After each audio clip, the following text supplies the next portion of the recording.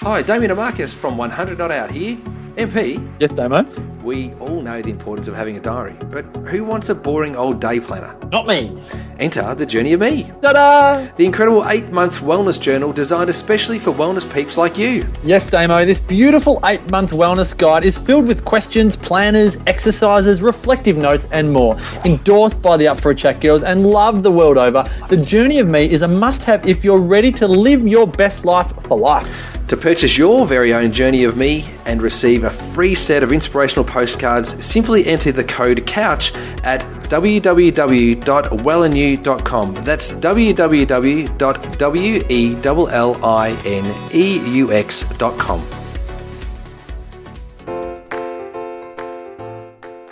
TheWellnessCouch.com, streaming wellness into your lives. This is Up for a Chat with Cyndi O'Meara, Karen Smith, and Kim Morrison. Here we are, up for a chat about the hottest topics that are important to you, inspiring you to awaken the change within. I'm Kim Morrison. And I'm Cyndi O'Meara. Now, we don't have the lovely Karen with us this week, but we do have two very, very special guests. We have a gorgeous couple, and we are actually sitting in their lounge after having, in their shed. In their shed, which is their lounge, in the middle of the Wops. We've just had an experience walking down to the creek, which was beautiful until two massive leeches landed on some, and yes, they fly here.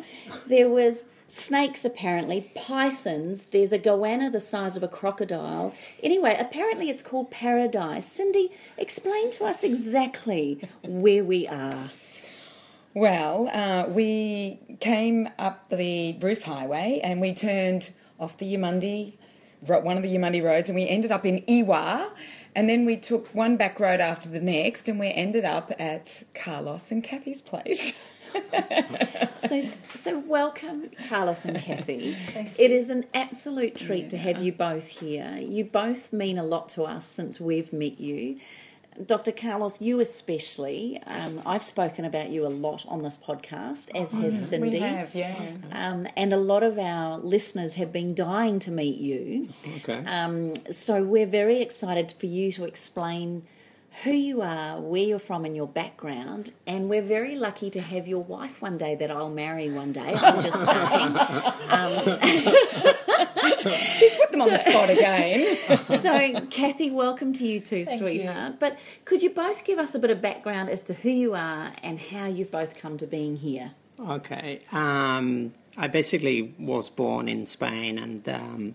Sorry, could you just repeat that? Yeah. The accent. We just quite like the accent.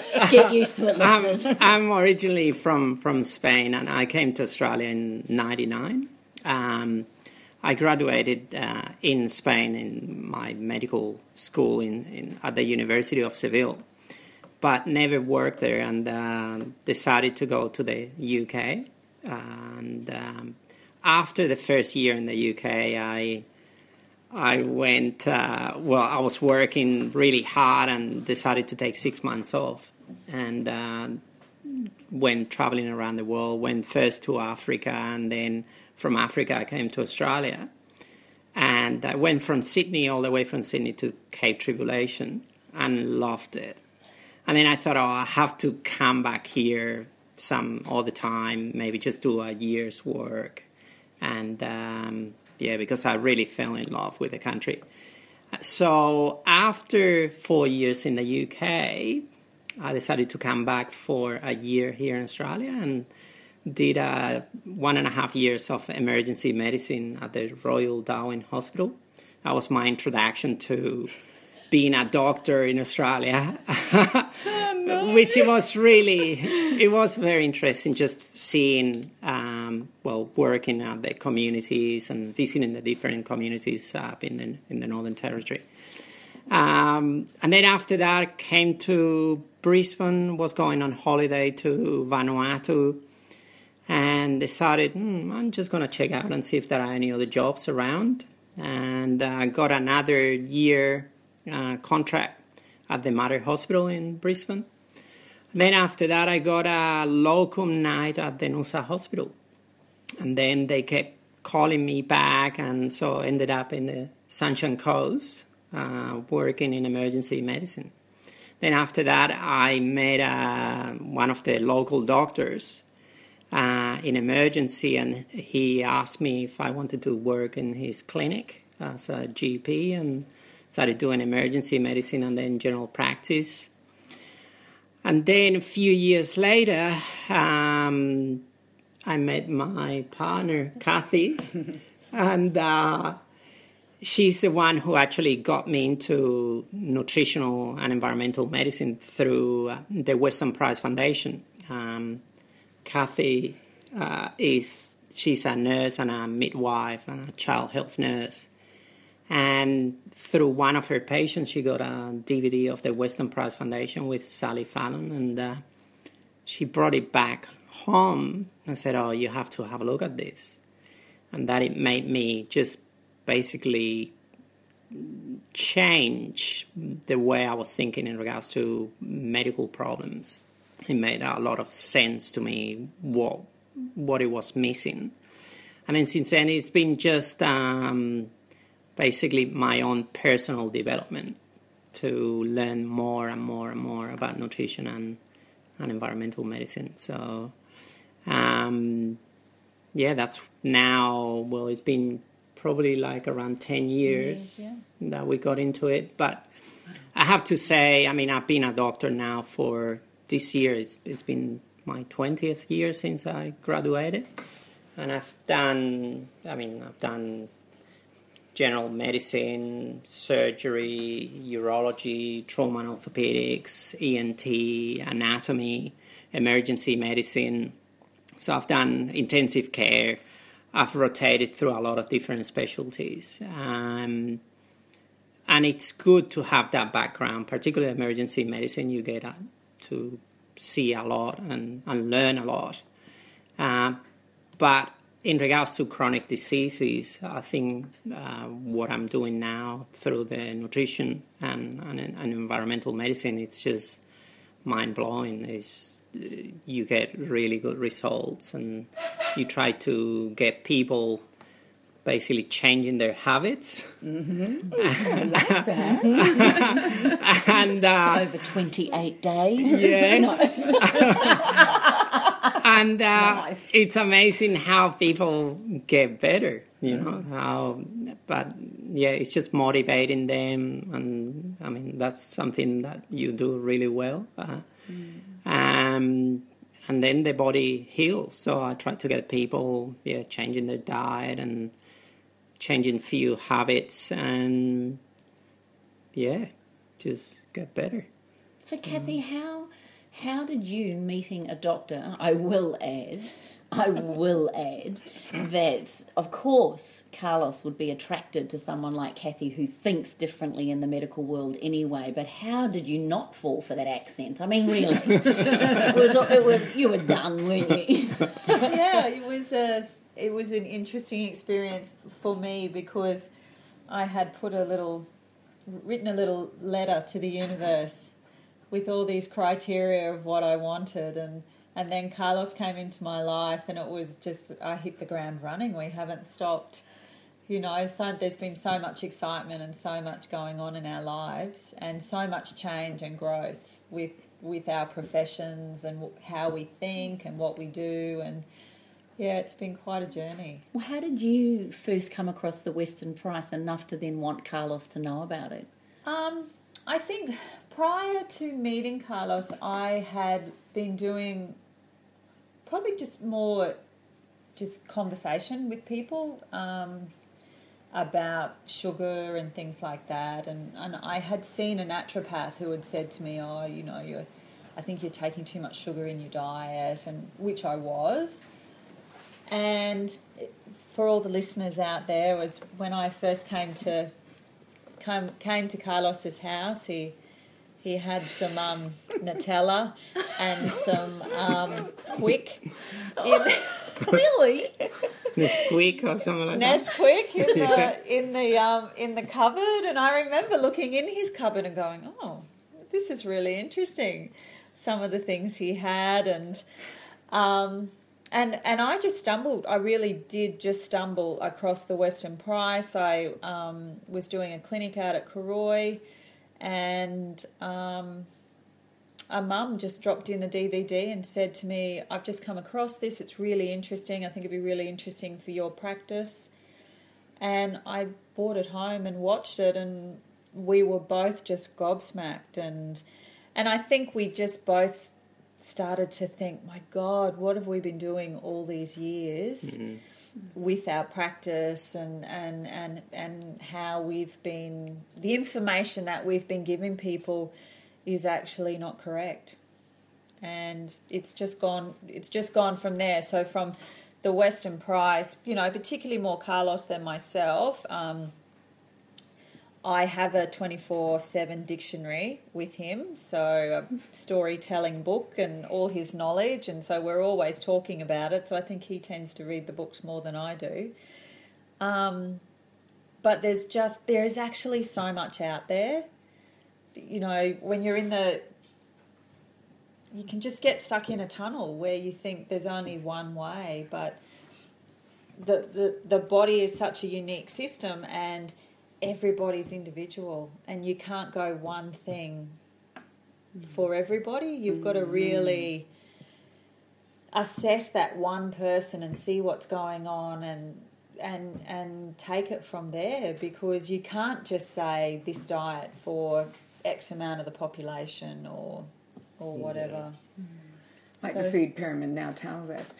So you're practicing Karoi, child health, and so I was just doing a clinic out there. So basically, my background is I'm a Queensland girl through and through. I haven't lived anywhere else. I've travelled, but not lived anywhere else. And I went straight from school and went into nursing. And when I finished my general training, I did burns and plastics, I did neurosurgery, and then I actually got into paediatrics, and I loved that side of things. And from paediatrics I went into midwifery, and then I did some rural and remote for a while. I was living out at Charters Towers for quite a while, and then I came to the Sunshine Coast, and I basically worked as a midwife for 10 years, and then really needed to get out of shift work, and that was when I went into child health. So I've been working as a child health nurse now for over 10 years.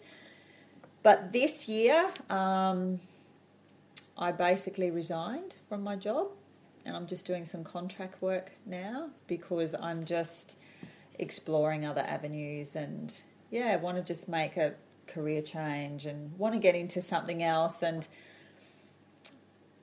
there was probably a little bit of conflict of interest in my work and with what Carlos was doing, that I needed to sort of break free, and so that I can feel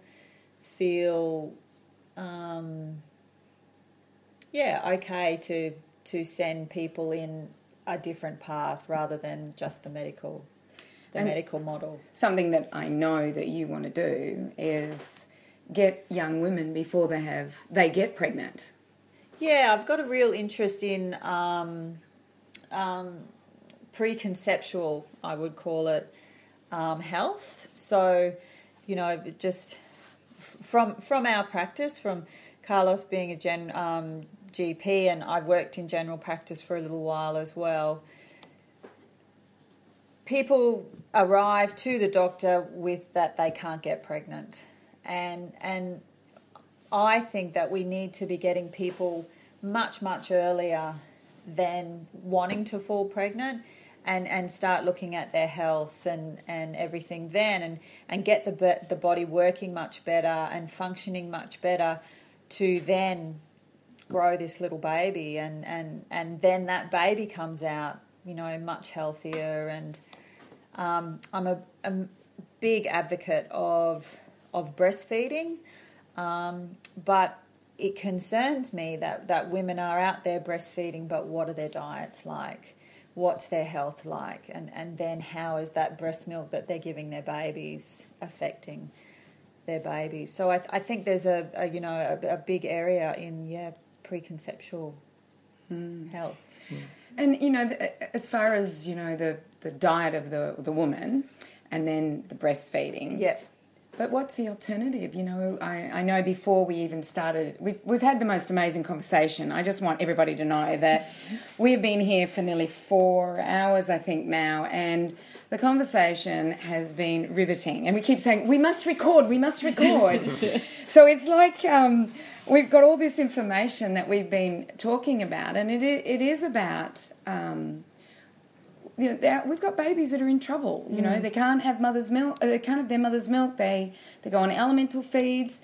If they don't want to breastfeed, the mother doesn't want to breastfeed, or the diet is not good. What's the alternative? There's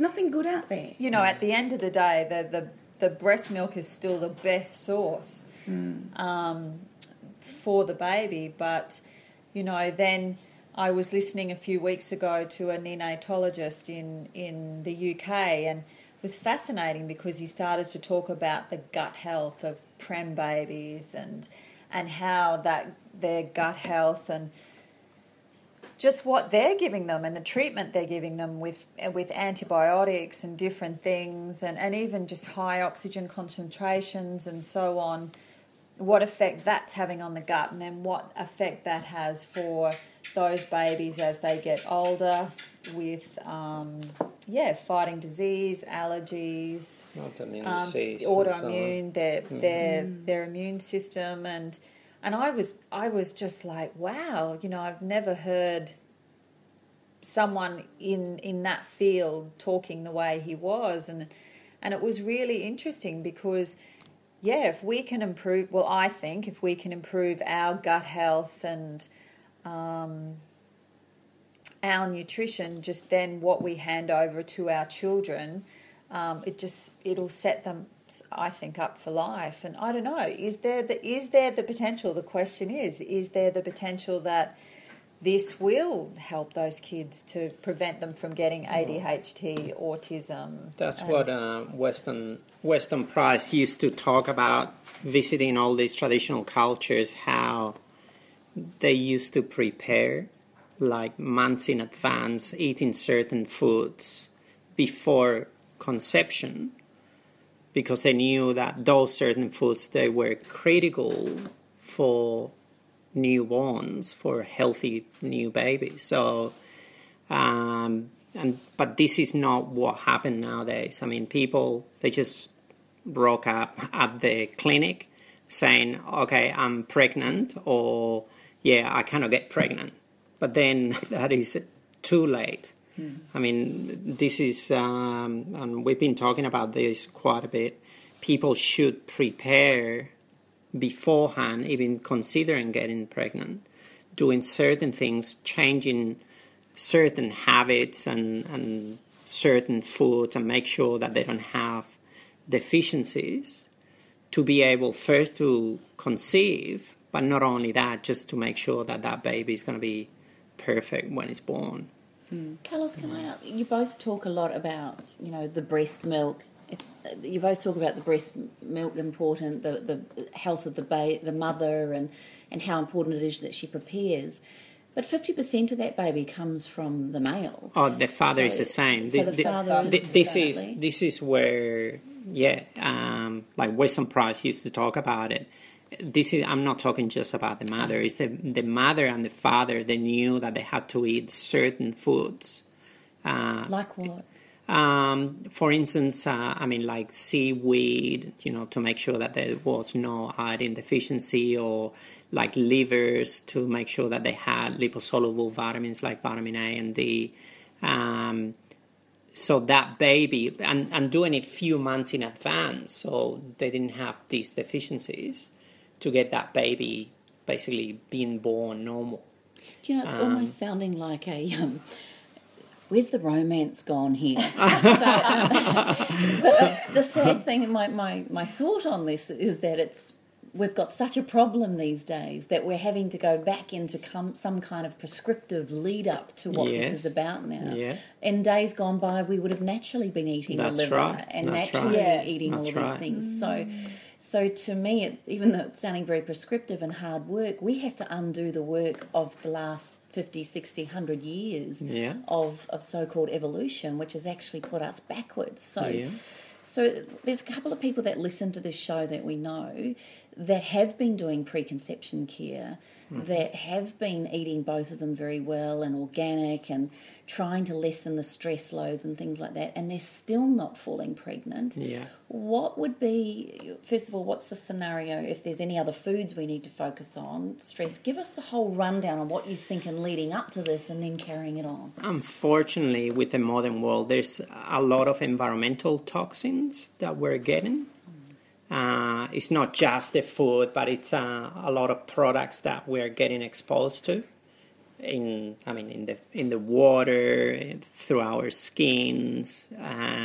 There's a lot of plastics, which are hormone disruptors. So, unfortunately, we're all getting exposed to this. And this is my own personal opinion, but I think this is what is causing a lot of trouble in people not being able to conceive. The plastics, they are like xenoestrogens, like artificial estrogens. And those estrogens, they are hormones that are not going to let you conceive. They will be blocking the receptors, these artificial estrogens, to your normal cells. And then the hormones won't be able to do their work. So, let's talk about one place where these xenoestrogens are that I'm just learning about, and we were actually having a little bit of a conversation about the teeth. Yeah. So one of the things that they started to do was put a film over teeth so that you wouldn't get holes in your teeth. Yeah. And I've found out now that film has BPA in it, which is a hormone disruptor. That's right. And you just go, what have we done? It's the same. It's white fillings are the same. Are white fillings the same? They've got the BPA in them. Yeah. It depends. There are certain materials that they might not. So this is where you have to need amalgam mercury poisoning, or are you better going off for BPA? That's right. But as my dentist does, is she's removing all my amalgamums and putting porcelain in. Yeah. So she's got this amazing machine, and she puts this thing in my mouth, and she figures out, once all the amalgamum's out, she figures out what the shape of my tooth is, and then she creates this porcelain filling, and then it inserts into my tooth. And I'm sure she uses a glue. Yeah. It's not a crown. It's my grandmother had gold fillings. Yes. Yeah. Was that good?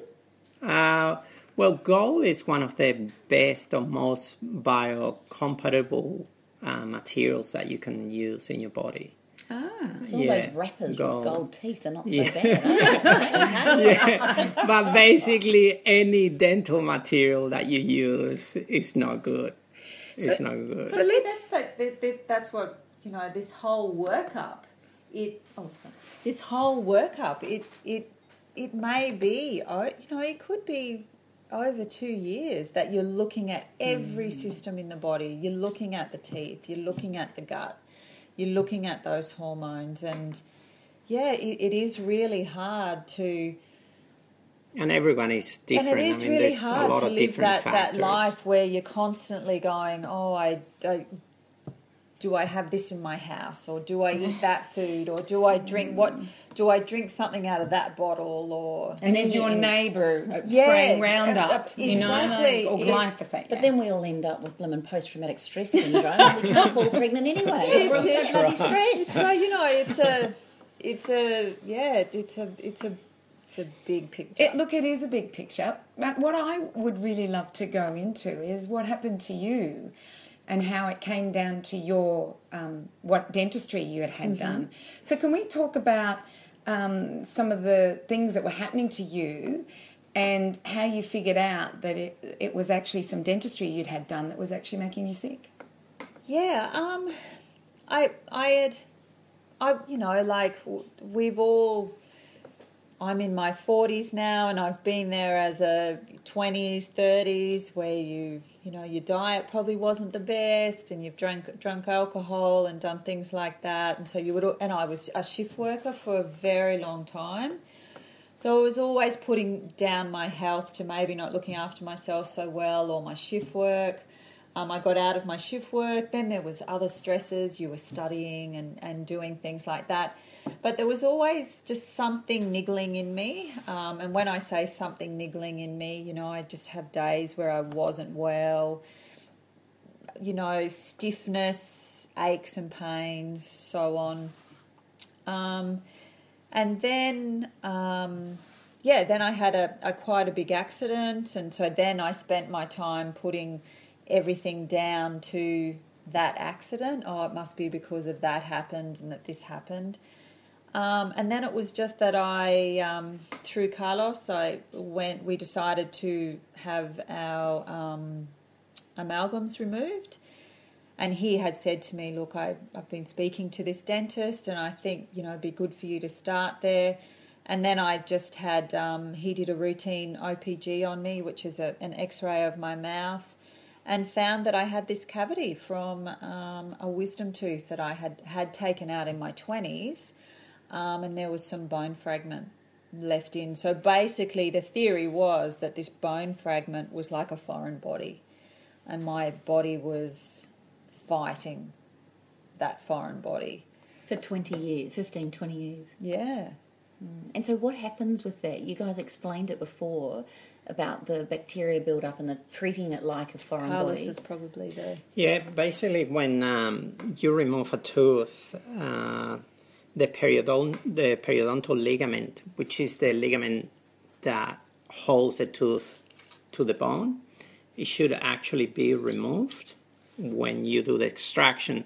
Otherwise, this is left and there could be a lot of bacteria or even be like a foreign body left there inside of your mouth. So your immune system actually is reacting against this. It's like if you get a thorn and you stick it in your arm and then you just leave it there, there's going to be inflammation happening, and it's a chronic inflammation. And if you put that together with bacteria, particularly anaerobic bacteria, which are extremely toxic, they produce very potent toxins, and they get into your bloodstream, that is not going to make you feel good. And it's going to be a sort of chronic stress on your immune system.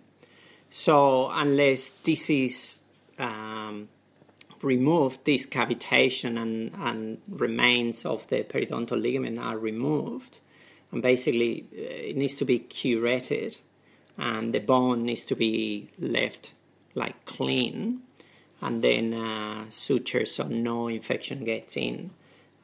You will end up, if this is not done, you just basically have like a little nest of bacteria, and it's a source of chronic infection.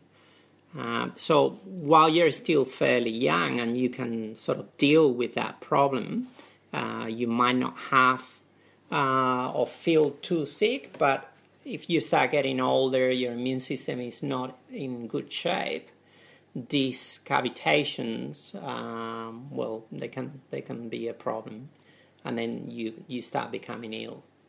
So there's a lot of information about it through the International Academy of Oral Medicine and Toxicology, where they explain the science behind it and how, for instance, in the case of Kat, when she had her cavitation cleaned out, swab was taken and sent to have DNA PCR analyzed, and there were all sort of bacteria, a lot of anaerobics, including Clostridium tetani in it. Which is tetanus. Yeah, which is the tetanus bacteria.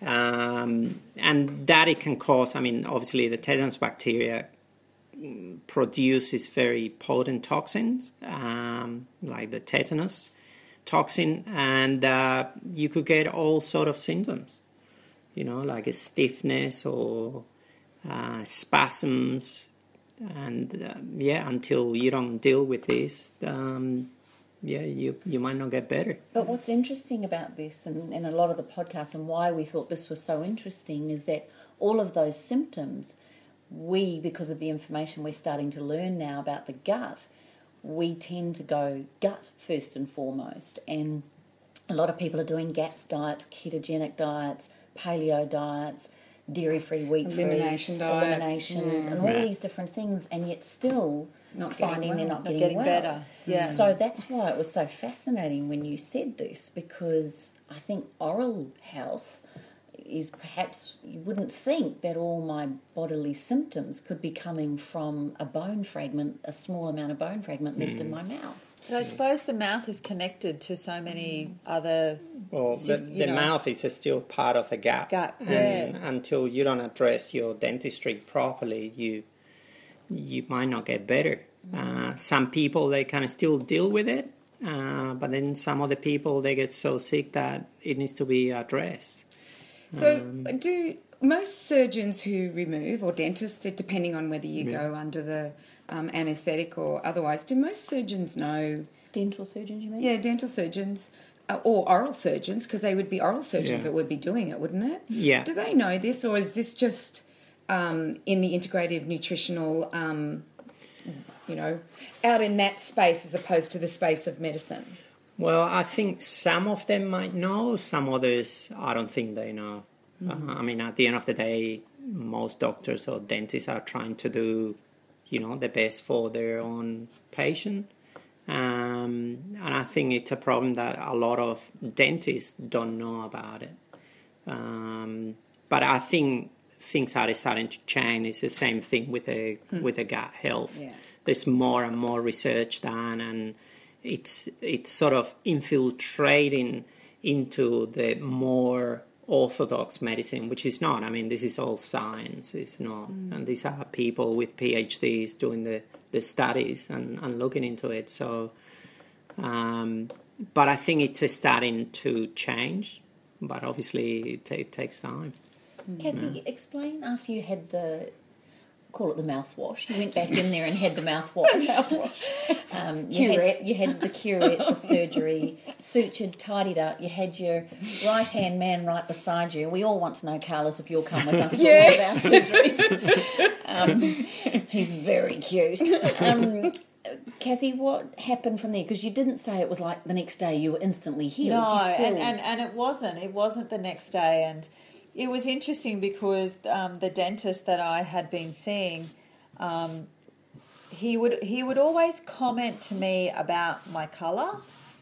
So he would say to me that I would sort of have this yellow, sallow sort of colouring about me, which was very subtle. Like it wouldn't jump out at you, would it? And if we were, because sometimes we saw this dentist socially, and he'd see me over if we were out for coffee or out something like that, he would watch me and he'd notice that I'd start fading away.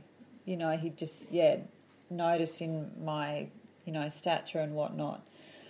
So after I had the surgery done, he, and that was in the chair, he did that. I didn't go under any general anaesthetic. He warned me that, he had stirred some things up, and that I probably wouldn't be so well the next day. Of course, I didn't believe him, and I was going to work and going to be doing all the things I said I was going to do, and I think I ended up having a week off work. And gradually, I had to just let my body heal. I had to be really careful with what I ate and what I put into my body, and I had to rest. And there was one day where I went out for quite a big bike ride, and I came home and I didn't feel so good. And I had seen him, and he said, you just, when your body's healing, you can't go and do those sorts of things to yourself. You've just got to give things time to heal. But I would say after having it done, it probably took, I'd say probably 2 months. And I'm basically, those symptoms now, they went. Mm-hmm. I still get some stiffness if I Ride the bike too hard? If I ride the bike too hard, or or fall off your mezzanine floor, or just I still get that from time to time. But it wasn't like it was. I'm now sleeping a lot better. People comment to me about my colour. That people just say to me, "Oh, you look really fresh," or "You look you're just looking really well. And I have to say, from my experience, it was all down to that one cavity that I had. It was a capitation. What did you call it? A cavitation. Cavitation. A cavitation. Carlos, just back to the environmental medicine or the environmental toxin side of things, what other things are you noticing are coming up very big in today? I mean, we know things like phthalates are a massive issue for a lot of people. We know that there's lots of toxins in things like people are plugging things into their walls. We know that people, even from an electromagnetic field, radiation poisoning type of thing. Tell us some of the things that you're seeing and what do you think people can do to help themselves? Well, I think we cannot get paranoid either about all these things, because otherwise we just get depressed and and then we would like to kill ourselves. So I think without getting paranoid, you just have to try to work on the things that you can modify around you. The human body is pretty resilient, isn't it? It is. But we're getting more and more environmental factors that we might not be able to deal with them. And this is why more people are getting sicker and sicker. And despite of a lot of them addressing like their nutrition, they might not be getting better. But this is like, for instance, with the cavitations or root canals or things like that. They're all like the pieces of the puzzle that you just have to put together. Whether you look into, nutrition, and that is, I mean, in a way, the easiest one, because you can do something about it. You can change that. But a lot of the things around your environment, you might not be able to change. I mean, if you got your own house, you might not be able to change houses. If you're exposed to certain chemicals on that house, or the EMF from that house, the electromagnetic fields of that house. So at the end of the day, you just have to try to do all what you can. You could, with a EMF and, for instance, grounding, I think it's something that a lot of people could do something very easily, and it's just walking bare feet on concrete or out in the grass, wet grass, or on the beach. You can use certain grounding sheets that you could put on your bed, or to make sure, I mean, that at the end of the day, what it creates is like a Faraday cage around you. So it protects you from these EMFs. You could make sure that you don't have, a lot of nasty chemical products around your house. That's another thing that I think a lot of people are over clean in their houses. And this is something very artificial. I mean, we've never been like this for thousands and thousands of years. I mean, we're meant to be, in theory, living, amongst the soil, which is full of bacteria, and be in contact with those kind of bacteria. So our immune system is not dealing with this. It's not dealing the same way that we used to deal with these bacteria, like for thousands and thousands of years. Is that why people are so sick in hospitals? Well, yeah. Unfortunately, in hospitals, most people that go to hospitals are immunocompromised. And then anything that you find, which are going to be the nastiest bacteria that you could get, they are at the hospital at the same time. So it's not but then we're cleaning. It's not the right combination. These chemicals to keep everything clean. Yeah, that's right. But at the end of the day, it's not about keeping things clean. It's about perfecting or trying to get your immune system up to scratch so it can actually deal with all these bacteria. I mean, when I hear, for instance, that people, I caught golden staph at the hospital or whatever. I mean, golden staph, if you take a swab of your hair or your nose, you would grow it. I mean, probably if you do my nose, you will grow one of the nastiest ones. because I've been in contact with a lot of patients. But it's about your immune It's not your big system. nose. Yeah. It's about your immune system being able to deal with this. Why, for instance, some people develop meningitis and some other people they don't when they have, the Neisseria meningitis as a carrier in the nose. And at the end of the day, it has to be, it has to do with the host. If the host immune system is not capable to deal with these bacteria, then you just get sick. Which then brings us back to the gut. Yeah, that's right. So why do hospitals not serve broths and and things like that, if we're aware? That's a very good question, and particularly if they want their patients to recover quicker, like after surgery. You would think that you want to give really nutritious food to the patients to come out of hospital so they free their beds. So some of the patients can get in, and it doesn't make sense to be feeding people sugary foods and basically deneutralized foods to recover. I want to ask a question, and we were actually, before we went on to more things, we're actually talking about, tooth extractions. So, Kim, do you want to talk about your experience with your tooth extraction and what you've found that's happened? I was just fascinated when Cathy was saying this, that a couple of years ago I had my wisdom teeth. I had two wisdom teeth, uppers. And I said to my family, I'm just going to get my wisdom teeth out. I'll be back in an hour and we'll go to Taylor's dance competition in Noosa. And Danny's mum looked at me like, right. Anyway, so off I went. And I went in and my teeth were obviously, I was there for nearly an hour and a half. He went into and I wasn't put under.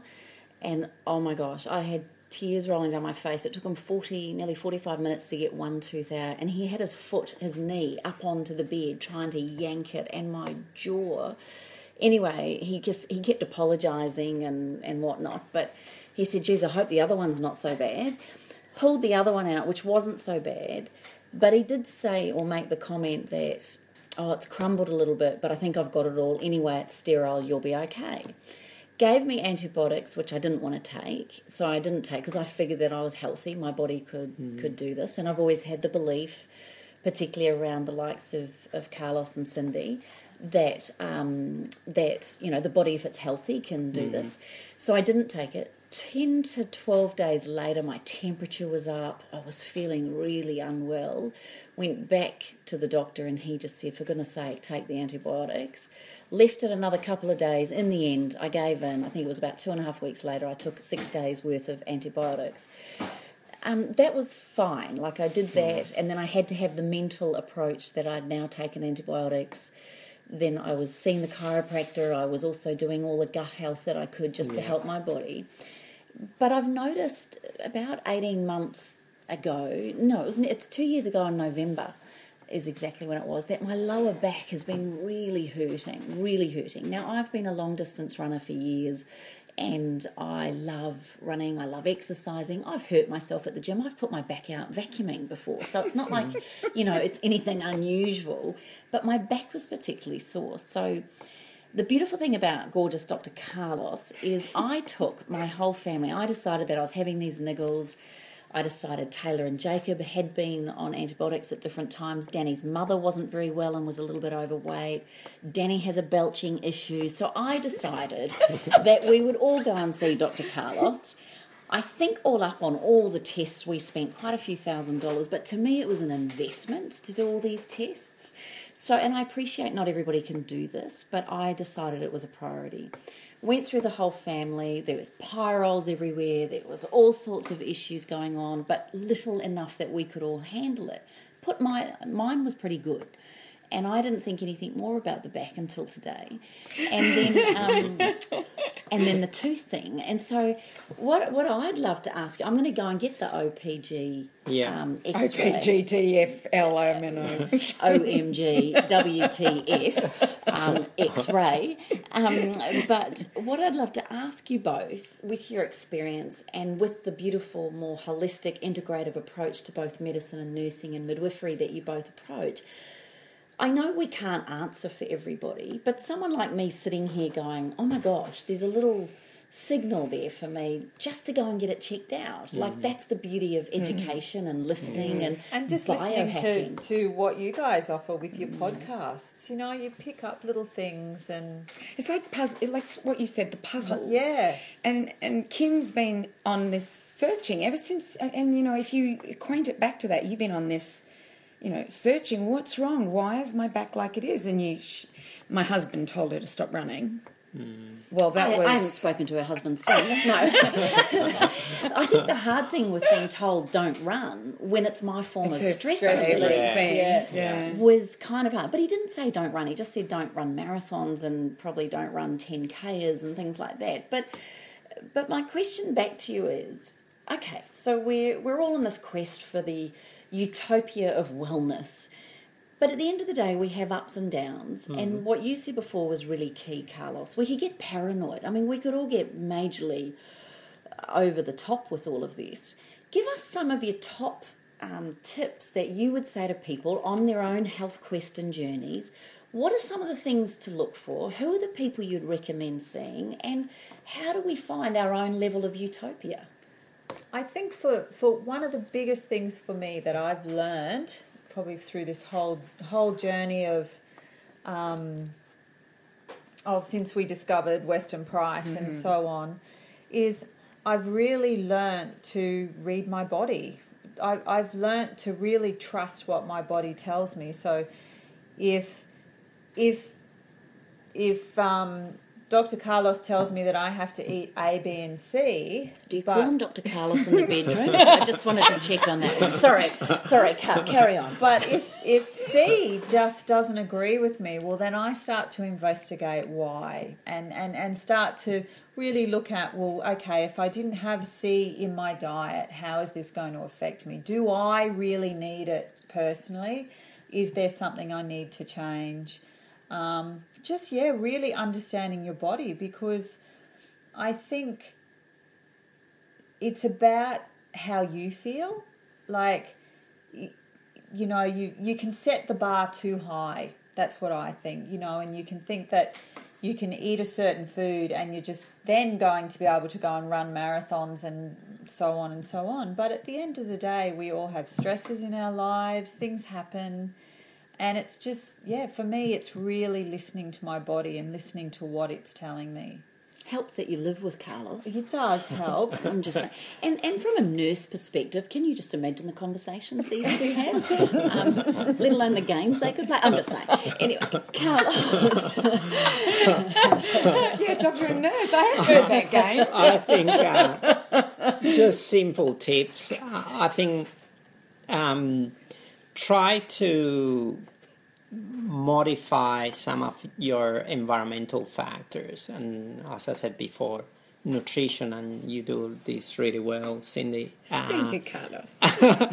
You can change those things. You can get rid of a lot of poisons that you're getting through your food.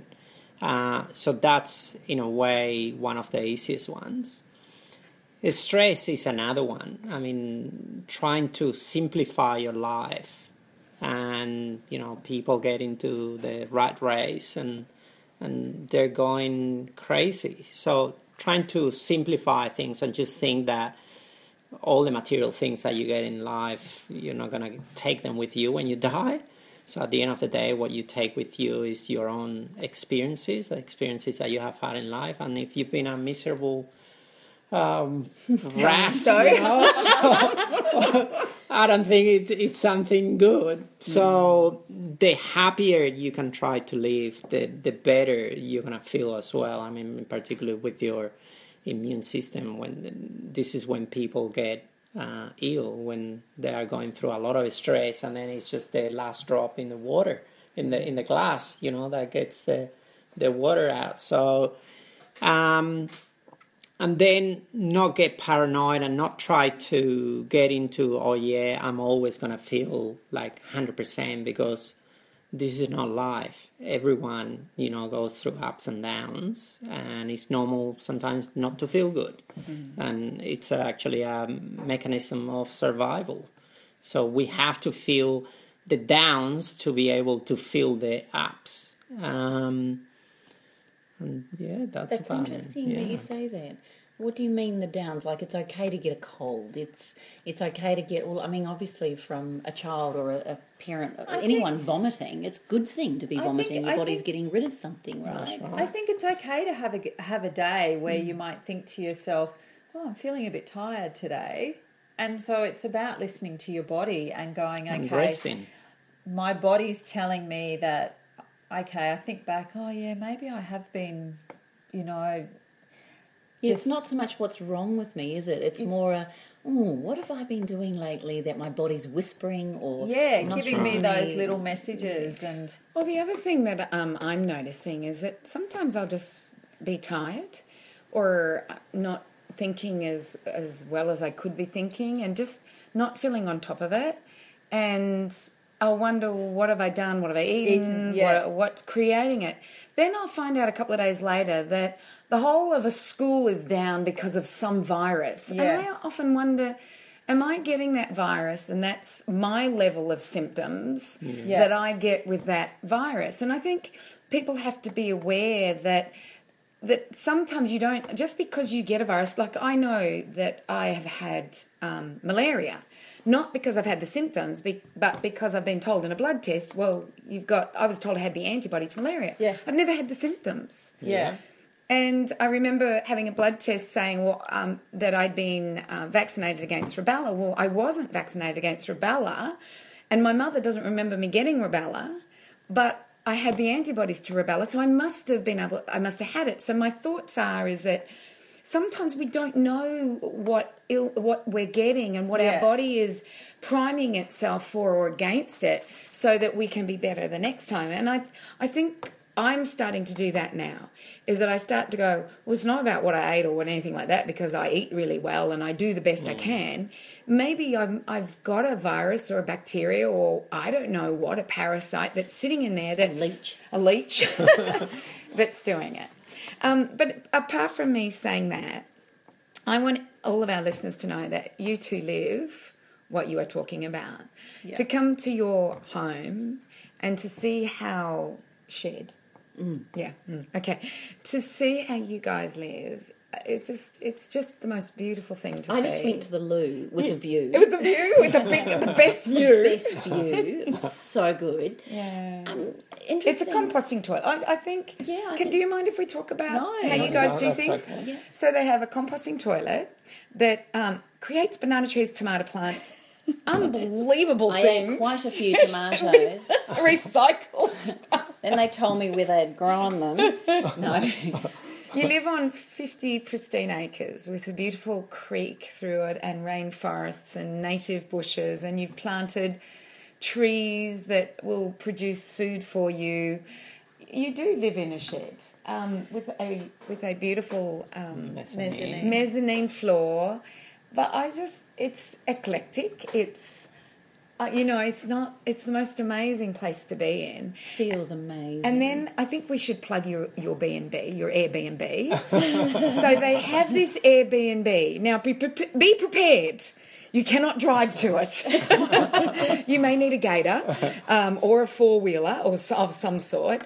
But we went down there and it was a haven. If you want to get away from it, and you want a creek running in front of you. Think more Bear Grylls than you would think Karen more Smith. Karen Smith. Yes, don't go, this is nowhere near Karen Smith territory. Just warning you. And Cathy has had a few people turn up and go, OMG. So just know, it is a nature experience. It is a nature experience. Explain to us what your thoughts were around this. Well, as Carlos would have explained to you, we just wanted the opportunity to be able to go down to our creek from time to time, and he was going to build a small deck Thank God she's not a Kiwi. With a roof. Yes. With a nice hard deck. With a roof to put a tent, and it just evolved from there. The deck was too big, so we ended up just... Trust you, Carlos. It's like a little mountain hat. Yeah, it is. Or a With a mezzanine. Or a fancy mountain hut. But, it's Cindy's very right. We do try to walk the talk. And that's what's really And important. I don't even, here's a pickup. I don't even think you try. You just live it. It's not like you try to live it. You don't try to live this way. No, you it's actually embrace what it means to live this lifestyle, and that's what I love. And as a doctor, Carlos, and if I was having a baby, I would so want you as my midwife and a doula. I love the whole philosophy around doulas and things like that. But I also, Carlos, to come to you, to have my mother-in-law, who is such a beautiful, we've had her on the podcast, she's a beautiful soul, but also has been brought up with the realm in a way that doctors, they're knowledgeable. It's not like she's not an intelligent woman, but she's believed doctors to be on statin drugs and to be on blood pressure tablets. You have turned her life around. You have had her see things in a way that she never really understood, but the way you explain it, just want to know when your book's coming out. Yeah.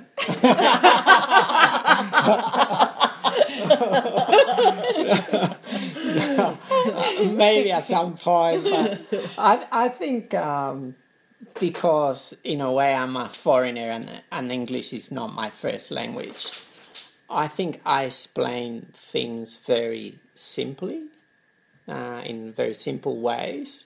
And it's quite amazing that a lot of patients, they come to me and they said, well, no doctor has ever explained this to me like that.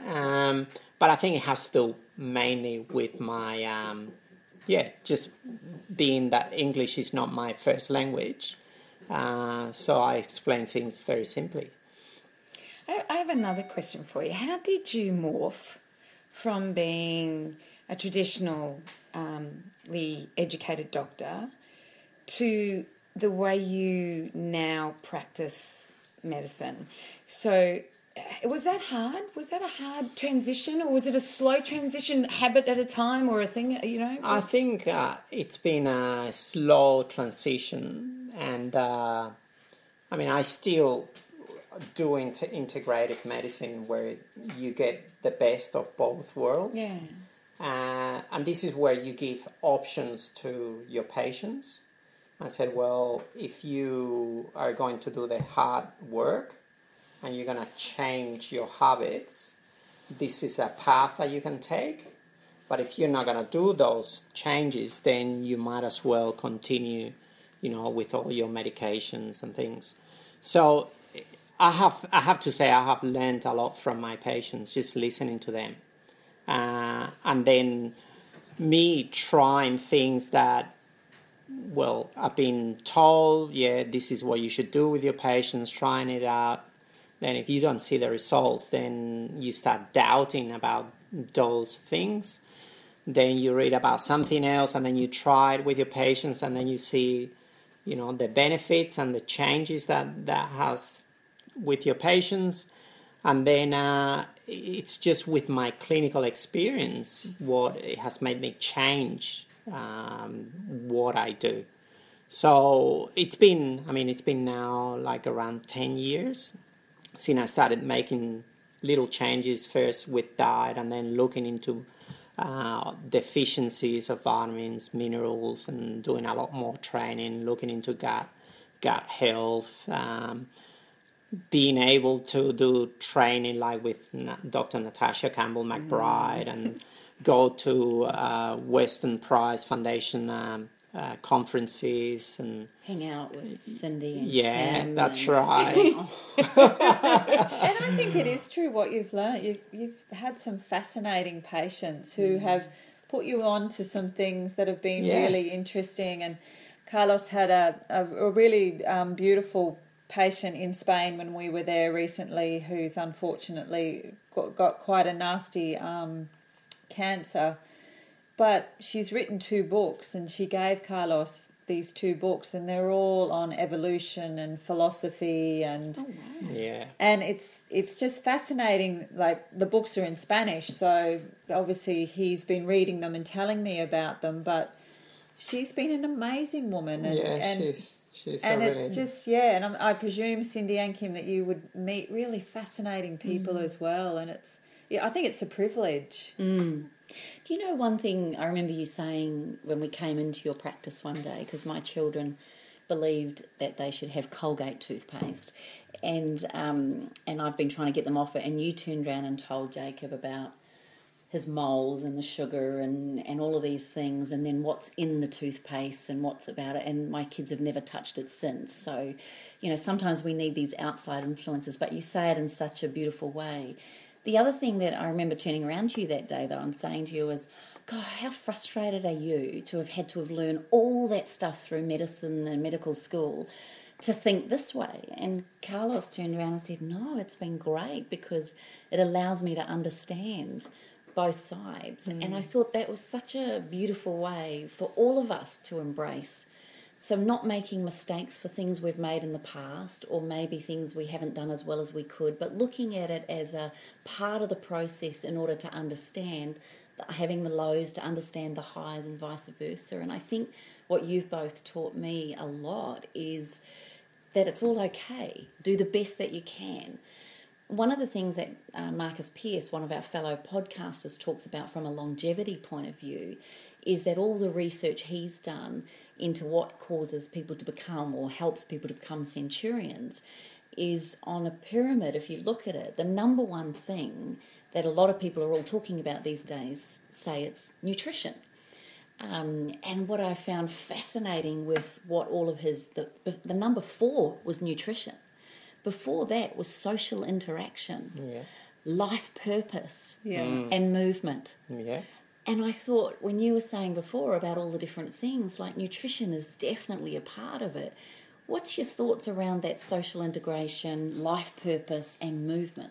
Well, it's what I was talking about before, about trying to simplify things and try to live as happily as possible. This is where, your family, your friends, your partner, all around you plays a big role.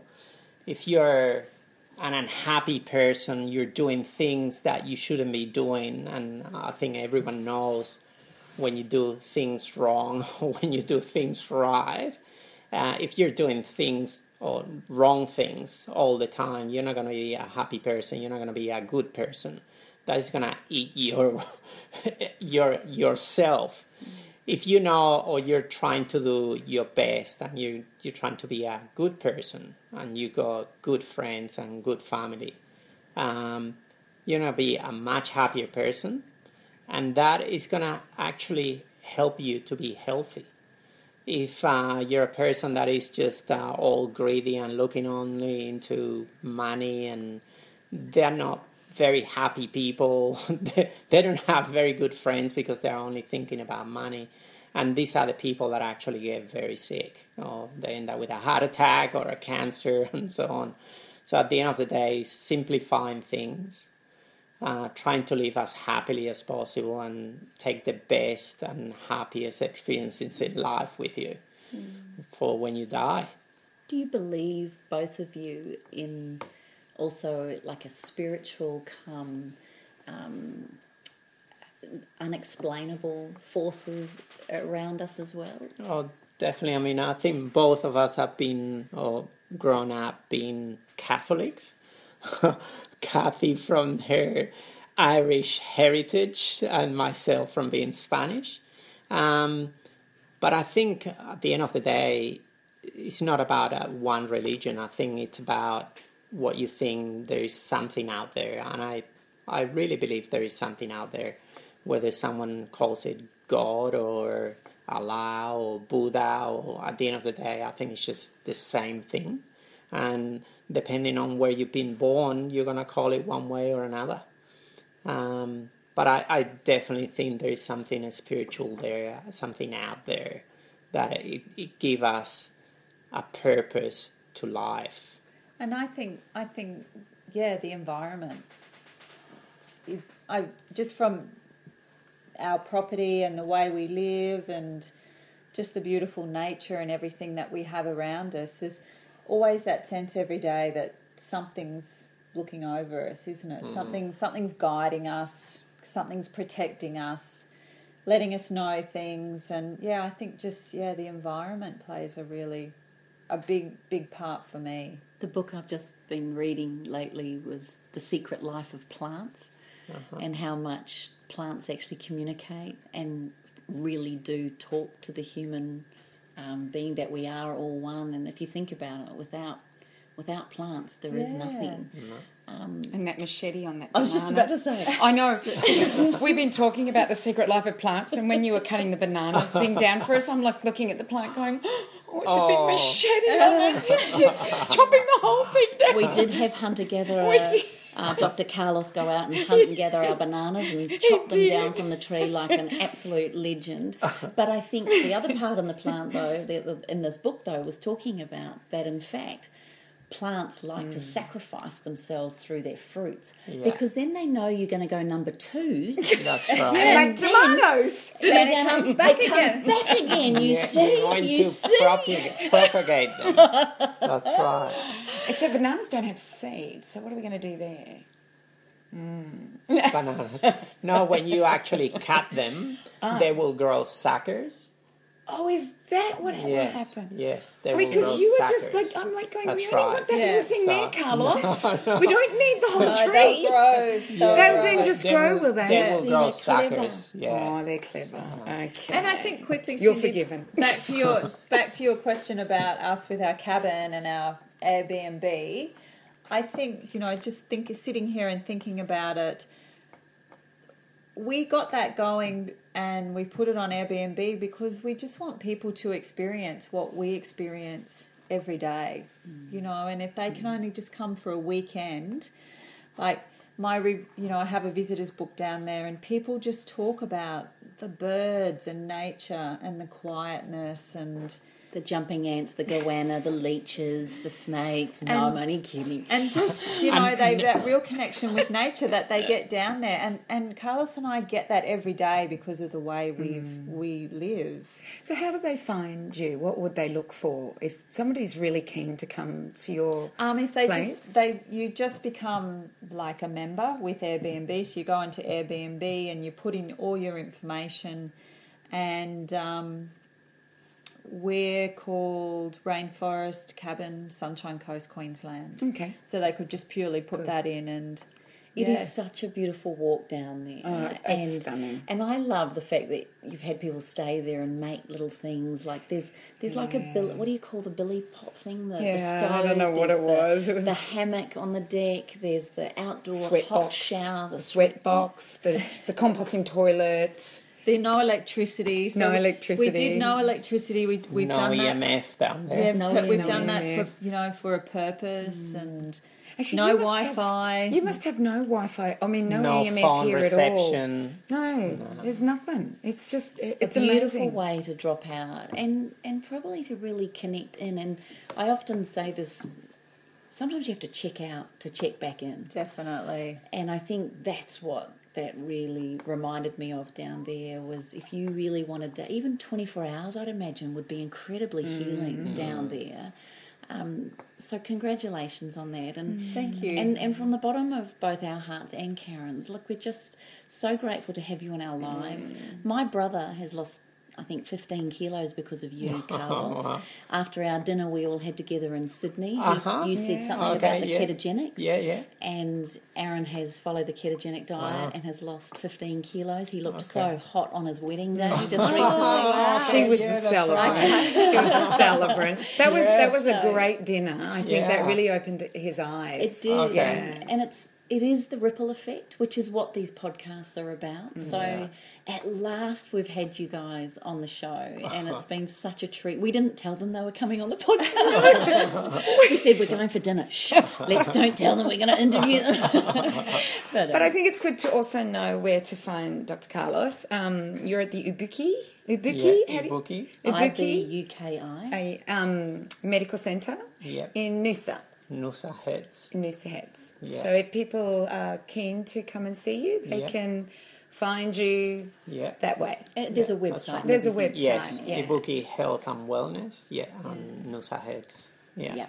And it's not the 10-minute consultation, I can tell you that. No. It goes, they're like, and Kim's file, I love your file, Kim. Listen, Linda.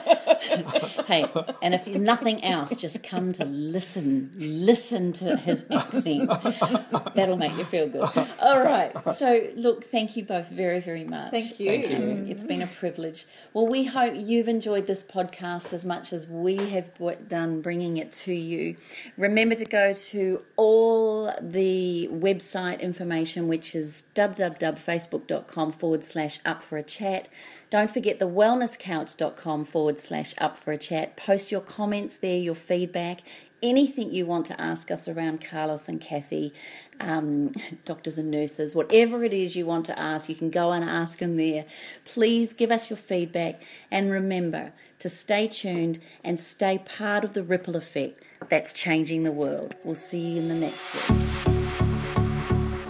This has been a production of TheWellnessCouch.com. Check us out on Facebook and join in the conversation on Facebook.com/TheWellnessCouch. Subscribe to each show on iTunes and check us out on Twitter. The Wellness Couch, streaming wellness into your lives. Whilst the Wellness Couch presenter endeavor to provide accurate and helpful information to their listeners, these podcasts cannot take into account individual circumstances and are not intended to be a substitute for health and medical advice from a qualified health professional. You should always seek the advice of a qualified health professional before acting on any of the information provided by any of the Wellness Couch podcasts.